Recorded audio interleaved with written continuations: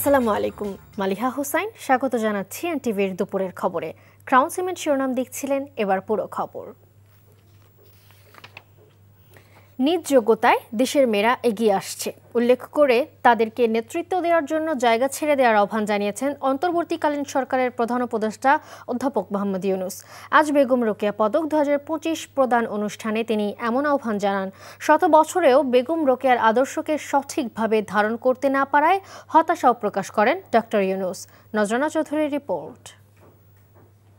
আবার সুস্থ করে সমাজে 9 ডিসেম্বর বেগম রোকেয়ার জন্ম ও মৃত্যু দিবস।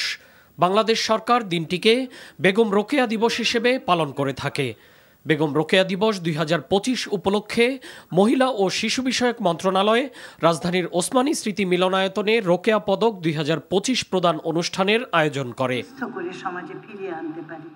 অনুষ্ঠানে যোগ দিয়ে অন্তর্বর্তীকালীন সরকারের প্রধান উপদেষ্টা অধ্যাপক মোহাম্মদ ইউনূস বিভিন্ন ক্ষেত্রে বিশেষ অবদান রাখায় 4 নারীর হাতে রোকেয়া পদক 2025 তুলে দেন। এ সময় তিনি পুরস্কার প্রাপ্তদের বেগম রোকেয়ার আদর্শকে আরো উচ্চে তুলে ধরার আহ্বান জানান। আজকে মনে হয় যে হ্যাঁ, এটা সুন্দর কথা বলছে। সুন্দর কথা না, বিপ্লবী কথা।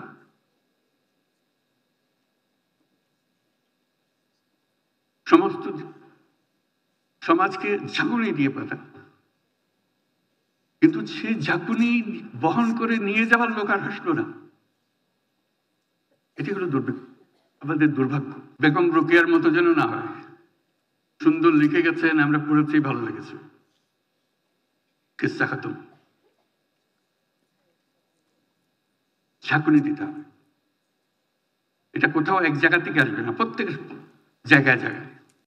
অতীতে বিভিন্ন ক্ষেত্রে নারীদের অংশগ্রহণ কম ছিল, যা বর্তমান সময়ে অনেক বেড়েছে উল্লেখ করে প্রধান উপদেষ্টা বলেন, সে তুলনায় নারীদের সুযোগ সুবিধা তেমন একটা বাড়েনি।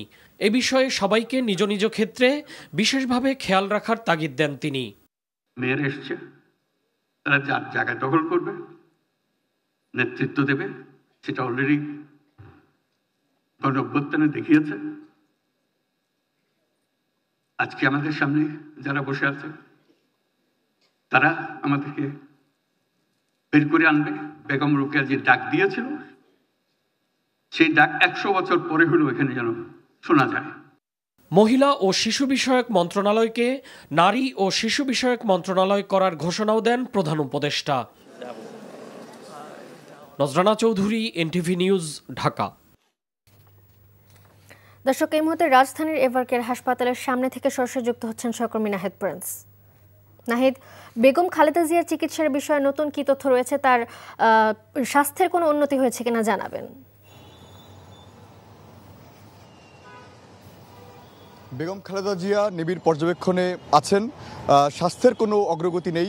এছাড়া তিনি ডাক্তারদের এখন বড় চ্যালেঞ্জ হলো তার কিডনি জটিলতার যে বিষয়টি, সেটি থেকেই তাকে উতরে ওঠানোর বিষয়টাই বড় এখন কারণ হয়ে দাঁড়িয়েছে। এছাড়া তার যে বিষয়গুলো রয়েছে সেখানে প্রতিটি ধাপেই কিন্তু খুবই জটিলভাবেই নেওয়া হচ্ছে, কারণ তার এই যে বিভিন্ন জটিল রোগে তিনি আক্রান্ত, সেই সব বিষয়ে একটি যদি উন্নতি হয় পরবর্তীটি সেই তার শারীরিক অবস্থা আরও খারাপ করে দিচ্ছে। তো এইখান থেকে উতরে উঠতে তার হয়তো সময় লাগবে, তবে কিছুটা উন্নতির পথে আমরা শুনছিলাম। এছাড়া যেটি বলা হয়েছে যে এই যে মেডিকেল বোর্ড, তারা বলছিলেন যে স্বাস্থ্যের যদি আরও উন্নতি ঘটে তারপরে তাকে সিদ্ধান্ত নেওয়া হবে যে দেশের বাইরের নেওয়ার যে বিষয়টি, সেটি তার পরবর্তীতে সিদ্ধান্তে আসবে।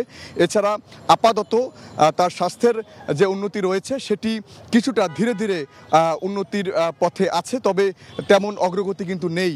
তারপরে যেটি বলা হয়েছিল যে লিভার সংক্রান্ত যে বিষয়টি, সেটি অনেকটাই খারাপের দিকে যাচ্ছিল, সেখান থেকে উত্তীর্ণ হয়েছেন, তবে কিডনি জটিলতাটা কিন্তু এখন অনেকটাই বেশি। এখানে ডাক্তারদের সঙ্গে প্রতিদিনই কিন্তু সেই বসছেন ডক্টর জুবাইদা রহমান, বেগম খালেদা জিয়ার পুত্রবধূ। তিনি সেই মেডিকেল টিমের সঙ্গে কাজ করছেন। তো এখানে নানাভাবেই বিদেশি ডাক্তার এবং সেই বিশেষজ্ঞ চিকিৎসকরা কিন্তু এখানে প্রতিটি মুহূর্তেই সব বিষয়গুলো খুঁটিয়ে খুঁটিয়ে দেখছে তারা, যে আসলে কিভাবে তার শারীরিক অবস্থা আরও উন্নতি করা যায়। কারণ দীর্ঘ যাত্রায় কিন্তু এই হাসপাতালে বেগম খালেদা জিয়া রয়েছেন। এর আগেও নানা নানা রোগ নিয়ে তিনি এই হাসপাতালে অনেকবার ভর্তি হয়েছেন। তবে এবারের তার যে হাসপাতাল যাত্রা সেটি কিন্তু অনেকটাই দীর্ঘই বলা যায়। প্রায় 17 দিন ধরেই এই হাসপাতালে তিনি আছেন। সেখানে তার যে শারীরিক অবস্থা সেটি অনেকটাই বলা যায় যে এখন ধীরে ধীরে উন্নতি হচ্ছে। তো এই ছিল আমার কাছে রাজধানীর এভারকেয়ার হাসপাতাল থেকে সবশেষ। মালিহা, জানছিলাম খালেদা জিয়ার স্বাস্থ্যের খবর। প্রধান নির্বাচন কমিশনারের ভাষণ চূড়ান্ত, তফসিল ঘোষণা হতে পারে আগামীকাল অথবা পরশু। আগামীকাল রাষ্ট্রপতির সাথে সাক্ষাৎ করবেন প্রধান নির্বাচন কমিশনার এএমএম নাসির উদ্দিন। রাষ্ট্রপতির সাথে সাক্ষাতের পর বুধবার সন্ধ্যায় অথবা বৃহস্পতিবার জাতির উদ্দেশ্যে ভাষণে নির্বাচনের তফসিল ঘোষণা করতে পারেন প্রধান নির্বাচন কমিশনার। বিষয়টি নিশ্চিত করেছেন নির্বাচন কমিশনার আব্দুর রহমান এল মাসুদ। তিনি জানান, প্রধান নির্বাচন কমিশনারের বক্তব্য রেকর্ড করার জন্য বিটিভিকে চিঠি দিয়ে ভাষণ রেকর্ড করার কথা বলা হয়েছে। এদিকে মঙ্গলবার দুপুরে প্রধান বিচারপতির সাথে সাক্ষাৎ করছেন প্রধান নির্বাচন কমিশনার। আগামী নির্বাচনে দুর্নীতিবাজ ও চাঁদাবাজদের ভোটাররা প্রত্যাখ্যান করলে দেশে দুর্নীতি অনেকটাই কমে আসবে বলে মনে করেন দুর্নীতি দমন কমিশনের চেয়ারম্যান মোহাম্মদ আব্দুল মোমেন। সকালে আন্তর্জাতিক দুর্নীতি বিরোধী দিবস উপলক্ষে আয়োজিত অনুষ্ঠানে তিনি এমন আহ্বান জানিয়েছেন। শুরুতে জাতীয় পতাকা ও দুদক পতাকা উত্তোলনের মাধ্যমে দিবসের কর্মসূচি শুরু হয়। এরপর সকাল 9টায় দুদক প্রধান কার্যালয়ের সামনে মানববন্ধন করা হয়। এ সময় দুদক চেয়ারম্যান বলেন, আসছে নির্বাচনে দুর্নীতিবাজদের বাদ দিয়ে সঠিক লোককে নির্বাচিত করতে হবে ভোটারদের। তিনি বলেন, সমাজের রন্ধ্রে রন্ধ্রে দুর্নীতি এমনভাবে ছড়িয়ে আছে যা সম্পূর্ণ নির্মূল করা কঠিন। এই অবস্থায় তরুণদের এগিয়ে আসার আহ্বান জানান তিনি। দুর্নীতির বিরুদ্ধে তারুণ্যের একতা, গড়বে আগামীর শুদ্ধতা, এই প্রতিপাদ্য পালিত হচ্ছে এবারের আন্তর্জাতিক দুর্নীতি বিরোধী দিবস। যারা দুর্নীতিগ্রস্ত, যারা সন্ত্রাসী, যারা চাঁদাবাজ, তাদের যদি রাখি তাহলে আমরা কেমন করে সুশাসন পাবো? রাজনীতিবিদের যদি কমিটমেন্ট বা সদিচ্ছা না থাকে তবে ফিশ রটস ফ্রম দ্য হেড, মাছের পতন হয় মাথা থেকে। এখন রাজনীতিবিদরা যারা আমাদেরকে শাসন করবে তারা যদি ঠিক থাকে তো সহজে সমাজে পতন ধরবে না এবং তাতেই দুর্নীতি কমে যাবে। 2024-এর গণঅভ্যুত্থানের মধ্য দিয়ে যে বিজয় অর্জিত হয়েছে সেটিকে সুসংহত করার আহ্বান জানিয়েছেন বিএনপির মহাসচিব মির্জা ফখরুল ইসলাম আলমগীর। আজ জাতীয় প্রেস ক্লাবে প্রফেসর ডক্টর মাহবুবুল্লাহ ও তার স্ত্রী সালমাহ আলো প্রণীত গ্রন্থসমূহের মোড়ক উন্মোচন অনুষ্ঠানে এই আহ্বান জানান তিনি। অনুষ্ঠানে প্রধান অতিথির বক্তব্যে বিএনপি মহাসচিব মির্জা ফখরুল ইসলাম আলমগীর বলেন, ভিশন 2030 বইয়ের মূল বিষয়বস্তু ছিল মাহবুবুল্লাহর। তার চিন্তাভাবনা এখানে অনেক বড় ভূমিকা রেখেছে। দেশকে একটা গণতান্ত্রিক রাষ্ট্রে পরিণত করা ও এই রাষ্ট্রকে এগিয়ে নিয়ে যাওয়ার ক্ষেত্রে তার ভূমিকা অনবদ্য। বলেন, 24-এর যে ত্যাগ সেটি যেন বৃথা না যায়। সকলকে সেই চেষ্টায় এগিয়ে আসতে হবে। মতপার্থক্য থাকবে, কিন্তু সেটি যেন গণঅভ্যুত্থানকে ব্যর্থ না করে এবং কোনোভাবে অনৈক্য সৃষ্টি না করে। দলমত নির্বিশেষে এই বিজয়কে সুসংহত করতে হবে। 24-এর জুলাই আন্দোলনের মধ্য দিয়ে আমরা যে বিজয় অর্জন করেছি, আসুন সাইফুল ভাই বলেছেন আমরা সবাই মিলে সেই বিজয়টাকে সুসংহত করি। আমাদের মধ্যে মতপার্থক্য থাকবে, কিন্তু সেই মতপার্থক্য যেন আমাদের যে আশা, আমাদের যে স্বপ্ন, এই যে ছেলেগুলো প্রাণ দিয়েছে তাদের যে আত্মাহুতি যেন বৃথা না যায়, আমরা আমাদের স্বপ্নকে যেন বাস্তবায়িত করতে পারি। ব্যক্তিস্বার্থ ভুলে বিএনপির ভারপ্রাপ্ত চেয়ারম্যান তারেক রহমানের নেতৃত্বে দেশকে এগিয়ে নিতে নেতাকর্মীদের প্রতি আহ্বান জানিয়েছেন দলের স্থায়ী কমিটির সদস্য নজরুল ইসলাম খান। মঙ্গলবার সকালে বিএনপির দেশ গড়া পরিকল্পনা শীর্ষক আলোচনা সভার উদ্বোধনী অনুষ্ঠানে এই আহ্বান জানান তিনি। জানান, অন্য দলের সমালোচনা নয়, বরং নিজেদের কর্মসূচি নিয়ে জনগণের দ্বারে যেতে হবে। তিনি আরও দাবি করেন, বিএনপি ছাড়া অন্য কোনো দলের রাষ্ট্র পরিচালনার অভিজ্ঞতা নেই। আবারও রাষ্ট্র পরিচালনার সুযোগ পেলে দেশ গঠনে দায়িত্বশীল ভূমিকা রাখবে বিএনপি।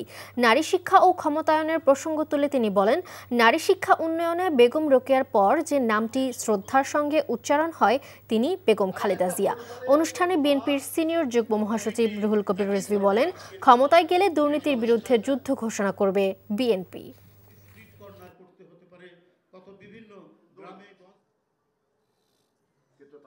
বিএনপির যে অঙ্গীকার সেটা ফাঁপা অঙ্গীকার নয়। বিএনপির নেতৃত্ব ভারপ্রাপ্ত চেয়ারম্যান যে অঙ্গীকারগুলো করেছেন সেই অঙ্গীকার আমাদের আর্থিক সক্ষমতার মধ্যে সেই অঙ্গীকারগুলো পূরণ করা সম্ভব। অন্য দলের সমালোচনার কোনো প্রয়োজন নাই। আমাদের নিজেদের পক্ষে এত বেশি কথা আছে যে সেটা বলারই তো সময় পাওয়া যায় না। আপনি অন্য সমালোচনা করবেন কখন? সবচেয়ে জটিল, সবচেয়ে মূল্যবান যন্ত্র হলো রাষ্ট্রযন্ত্র। রাষ্ট্রযন্ত্রের মতো এত জটিল, এত মূল্যবান, এত গুরুত্বপূর্ণ, যেটা ভেঙে গেলে রাষ্ট্র শেষ হয়ে যায়, জনগণ নিঃশেষ হয়ে যাবে, সেরকম যন্ত্র আপনি অনভিজ্ঞ কিংবা অ্যাপ্রেন্টিস কিংবা এরকম কাউরে দিবেন চালাইতে? না দেওয়া উচিত। আবারও ঢাকা কলেজ ও আইডিয়াল কলেজের শিক্ষার্থীদের মাঝে মারামারির ঘটনা ঘটেছে। মারামারি বন্ধ করে সুসম্পর্ক গড়ে তোলার লক্ষ্যে 1 মাস আগে শান্তি চুক্তি করেছিলেন ঢাকা কলেজ ও আইডিয়াল কলেজের শিক্ষার্থীরা। তবে এর 1 মাসের ব্যবধানে আবারও সংঘর্ষে জড়িয়েছেন 2 কলেজের শিক্ষার্থীরা। মঙ্গলবার সকাল 11:30টায় রাজধানীর সায়েন্স ল্যাব এলাকায় সংঘর্ষে জড়ায় প্রতিষ্ঠান দুটির শিক্ষার্থীরা। পুলিশ জানায়, ল্যাবেইড হাসপাতালের সামনে দিয়ে যাওয়ার সময় ঢাকা কলেজের একটি বাসে আইডিয়াল কলেজের শিক্ষার্থীরা ইটপাটকেল ছোড়ে বলে অভিযোগ তোলা হয়। এর জের ধরেই সংঘর্ষ শুরু হয়। পরে ঢাকা কলেজের শিক্ষার্থীদের ক্যাম্পাসে ফেরত পাঠিয়েছে পুলিশ, আর আইডিয়াল কলেজের শিক্ষার্থীদের নিয়ন্ত্রণ করেছে কলাবাগান পুলিশ। তবে নতুন করে এই সংঘর্ষের নেপথ্যে অন্য কোনো কারণ আছে কিনা তা খতিয়ে দেখছে পুলিশ। বিগত অর্থবছরের এনবিআরের মোট রাজস্ব আদায়ের 38% ভ্যাট হতে এসেছে। চলতি অর্থ বছরের প্রথম 5 মাসে বিগত অর্থ বছরের একই সময়ের তুলনায় 22% বেশি ভ্যাট আদায় হয়েছে বলে জানিয়েছে জাতীয় রাজস্ব বোর্ড এনবিআর।